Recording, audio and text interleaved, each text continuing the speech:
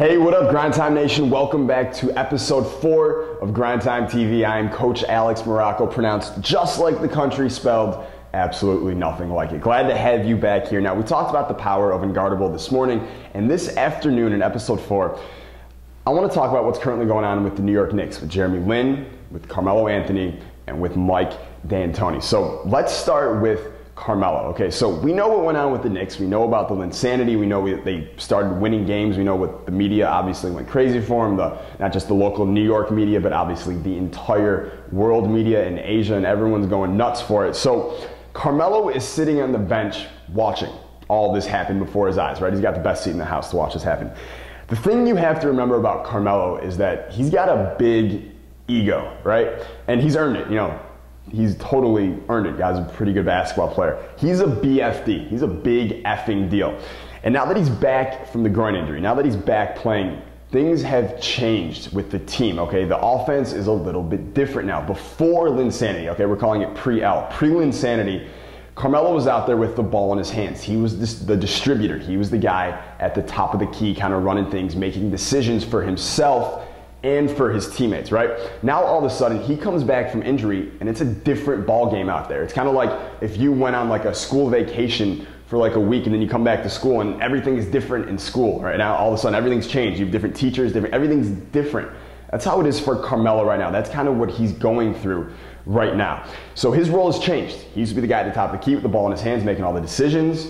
Now he's on the wing. He's waiting for the ball. He's kind of, sitting there as Jeremy Lin is at the top of the key, taking the role that he used to have. So that's a new role for Carmelo, okay? And I want you to keep in mind the fact that when you have that kind of ego, and he should. Like I said, I'm not calling him out for it. He definitely should have a big ego. But when you have that much confidence in yourself, you're the guy. You want the ball in your hands, right? You want the ball at the top of the key, distributing and making decisions for your teammates, okay? So he's not doing that right now. So that's a blow to his ego. And you can see it if you watch his interviews, you can see it in his body language, you can hear it with the words he's using. He's not really comfortable with it yet. And we're gonna get to what needs to happen if they're gonna succeed with him in just a second. But then we got Jeremy Lin, okay? Now Jeremy Lin's prescription is very, very easy.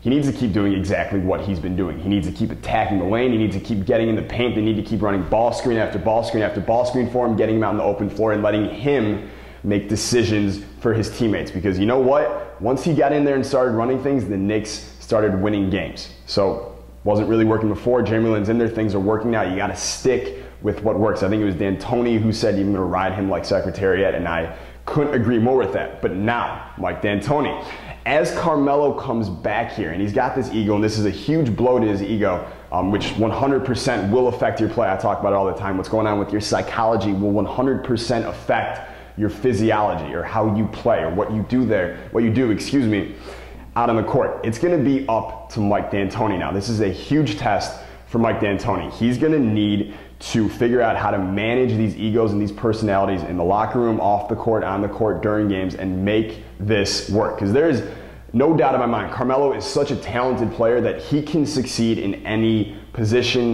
besides basically center on the basketball court. So being on the wing now, he can make it work, but D'Antoni's going to need to kind of talk him into it and get him to accept it and understand that this is the best thing for our team to succeed as we head into the end of the season and hopefully the playoffs, okay? So it's going to be interesting. What is Mike D'Antoni going to do? Is he going to be able to do it?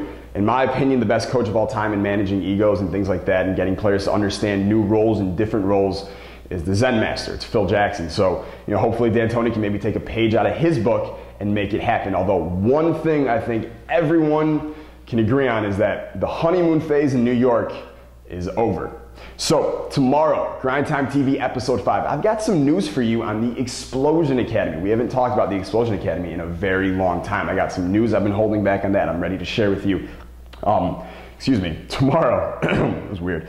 And another player killing it because of Unguardable. It says he's putting dudes on skates because of Unguardable. Are you starting to notice a pattern here? Because I am. So he's going to tell us what Unguardable is doing for him. I will see you tomorrow. And as always, remember, they can't stop you.